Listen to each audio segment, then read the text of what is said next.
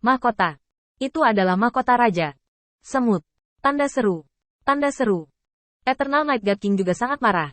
Tetapi kecemerlangan yang menyilaukan adalah kekuatan perkasa tertinggi yang diringkas oleh harta surga dan bumi. Bahkan Qin Yi Chen tidak tahu bahwa setiap kilau daun yang memancarkan kecemerlangan diubah oleh elf besar. Dan cahaya surga yang mereka bawa di punggung mereka menyulitkan Raja Evernight untuk melihat secara langsung. Pergilah. Bai Guanxing menangkap kerumunan Qin Yi Chen. Dan malam menghilang. Yang terakhir berkeliaran di malam hari dengan mahkota di kepalanya. Tetapi Qin Yi Chen terpana. Karena dia tiba-tiba melihat bahwa para elf itu juga ingin mengikuti cahaya mahkota. Tetapi sebelum mereka sempat melarikan diri dari malam gelap yang memenjarakan mereka, mereka sekali lagi ditangkap oleh Raja Dewa Malam Abadi ke bagian terdalam malam.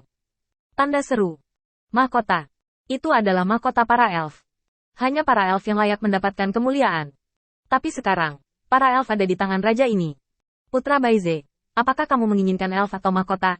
Tanda seru. Qin Yi Chen tercengang. Karena dia telah mendengar iblis mengatakan bahwa ini adalah keturunan dari Templar Assassins yang paling kuat. Dan mereka tidak diragukan lagi adalah elf terbaik. Tapi sekarang, mereka dicekik oleh Eternal Night God King sama seperti dia baru saja mencekiknya. Peri tampak menyakitkan. Fitur wajah mereka yang indah dan tiada taranya terdistorsi. Dan suara mereka tampak meratap. Tetapi mereka jatuh ke telinga Qin Yi Chen. Tetapi itu seperti lagu ringan di malam hari. Tetapi roh halus bergema tanpa henti. Itu adalah balada para elf. Qin Yi Chen bahkan tidak tahu bahasa para elf. Tetapi dia sepertinya mendengar kekuatan merobek malam melalui nyanyian. Maju, jangan melihat ke belakang. Maju, jangan melihat ke belakang. Celah. Pada saat itu, tidak hanya Qin Yi Chen yang mengepalkan tinjunya. Ingat, jalan surga hari ini hanya melindungi kita dari kehidupan, dan jalan surga akan melindungi kita dari membunuhmu di masa depan. Ledakan. Tanda seru. Tanda seru. Pelangi ilahi menerobos malam dan terbang ke alam semesta yang luas. Tetapi setelah melarikan diri dari malam, Qin Yi Chen semua melihat kegelapan yang lebih menakutkan. Untungnya, di malam yang gelap, masih ada bayangan ilahi Dou Tian dan medan perang. Begitu agung. Jarum ilahi Dinghai di tangannya berdiri tak terputus dan bertarung tanpa henti. Xiao Bai. Pergi. Tanda seru. Tanda seru. Langit menjadi tumpul sesaat, dan Qin Yi Chen merasa bahwa dia mengutuk Raja Dewa Yongye. Hei Ju tidak menyangka, tanpa diduga, biarkan semut-semut ini berhasil. Seorang Raja Dewa, bahkan tidak bisa menyelesaikan semut ini. Hal yang paling dibenci adalah mahkota di kepala semut yang berani menyinggung perasaannya di alam surga kaisar membuat leluhur kulit hitam sedikit cemburu. Kegelapan berdiri dengan bangga di antara dunia dan langit yang gelap, tetapi dia melihat wajah gelap pekat yang mengerikan menggertakkan giginya. Bahkan semut-semut ini tidak dapat menyelesaikannya. Dia harus memikirkannya dengan hati-hati. Eternal Night God King layak mendapatkan keduanya kata-kata Raja Dewa. Apakah itu? Mahkota elf memandu malam bagi mereka, dan niat perang tujuh kera membuka jalan bagi mereka dalam kegelapan. Baris ini mendebarkan. Tapi untungnya Qin Yi Chen berjuang di malam hari dan lolos dari kegelapan. Tetapi sebelum dia pergi jauh, dia melihat mata Bai Guanxing berkedip. Menatap mata putih dan birunya. Dia tiba-tiba melihat sosok yang sangat malu dan terus-menerus melarikan diri membawa tongkat kayu. Anak ini belum mati. Leluhur berdarah itu memiliki wajah muram. Tetapi ketika dia melihat telapak tangan Bai Guanxing, dia berubah menjadi telapak tangan Bai Ze seperti naga kurus, dan meraih Mu Ciyu. Tuan, saya juga melatih kekuatan saya kali ini. Tepat pada waktunya bagi saya untuk mengisi kembali darah. Leluhur bayi berdarah cukup kasar, dan darah Kaisar Zogchen dapat dianggap bergizi. Siapa yang mengira Bai Guanxing memiliki wajah yang tenang? Dan berkata dengan dingin, aku akan menyelamatkannya. Tetapi kamu tidak boleh menghisap darah. Selamatkan dia. Tanda seru. Begitu kata-kata ini keluar, leluhur bayi berdarah itu tercengang. Tuan, jika Anda melakukan ini lagi, Anda akan terlalu perawan. Leluhur berdarah itu berbicara dengan belak-belakan, dan apa yang dia katakan bukan hanya suaranya sendiri. Karena bahkan Qin Yi Chen dapat melihat bahwa permintaan belas kasihan Mu Ciyu yang berulang kali pada saat ini adalah bohong. Maafkan aku. Aku tidak melarikan diri. Aku tersesat bersamamu. Aku tidak tahu berterima kasih. Oh. Leluhur berdarah itu tidak terbiasa dengannya, dan mencubit bahunya. Ujung jari yang tajam telah menembus daging dan darah, menyebabkan Mu Ciyu mematahkan giginya.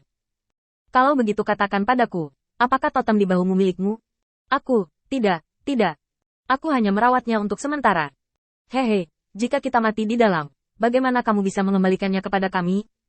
Bai Guanxing tidak tahan lagi. Dan melirik leluhur berdarah dengan mata dingin. Untuk apa kamu menggertaknya? Leluhur berdarah itu juga benar. Dan dia tertawa dua kali. Tuan, Anda harus bertanya kepada Raja Dewa tentang hal ini. Raja-raja dewa itu tampaknya juga menggertak mereka dengan cara ini, bukan? Raja-raja dewa itu jauh lebih sombong dan tidak masuk akal daripada mereka. Bai Guanxing tidak banyak bicara lagi. Hanya mengangkat tangannya untuk menghentikan leluhur bayi berdarah yang sedang bersiap untuk makan lengkap. Dan berkata dengan dingin kepada Mu Qiyu. Jangan anggap itu sebagai contoh. Mu Qiyu sangat takut sehingga dia mengangguk seperti bawang putih. Jika bukan karena saat mereka terbang menjauh, mereka benar-benar ingin menundukkan kepala kepada Qin Yichen. Terima kasih Pak. Terima kasih Pak. Kebaikan yang luar biasa. Tak terlupakan. Mu Qiyu tidak ragu. Apalagi Tuan Bai. Mereka ingin bunuh diri. Bahkan jika mereka tidak membunuh, hanya tidak menyelamatkan diri mereka sendiri. Dengan kemampuannya, tidak mungkin untuk hidup dalam kabut langit yang telah diubah oleh Dewa Malam Abadi turun. Bahkan dapat dikatakan bahwa melampiaskan semutnya seperti dia tidak cukup untuk menenangkan Raja Dewa Malam Abadi. Tuan Bai punya alasan untuk membunuhnya, dan bahkan lebih banyak alasan untuk mengabaikannya. Tapi dia baru saja menyelamatkannya. Tetapi ini juga menyebabkan kebingungan semua orang. Faktanya, bukan hanya leluhur berdarah yang tidak puas, tetapi bahkan Putri Wenxing tidak dapat menahan diri untuk mengatakan, Tuan, ambil saja totem itu kembali, dan apa yang harus menyelamatkannya? Dia tidak sepertinya tahu. Apa itu foto Zin? Bai Guanxing tersenyum. Kalau begitu menurutmu, setelah keluar dari sini, kita akan bertemu dengan istana kayu dan bahkan 10 istana teratas. Sikap apa yang akan mereka miliki terhadap kita? Putri Wenxing tercengang. Jawaban ini tidak sulit ditebak. Bahkan dia tidak bisa lagi mengatakan bahwa Mu Qiyu tidak akan tahu rasa terima kasihnya. Saya berkata, cara surga berkultivasi adalah tubuh sendiri, dan manfaatnya juga untuk diri sendiri. Saya tidak menyelamatkannya karena rasa terima kasih, tetapi faktanya memang demikian. Xiao Bai, aku tidak akan menahanmu. Kamu membuat kekacauan besar di alam semesta kuno. Kaisar surga realem tidak boleh damai.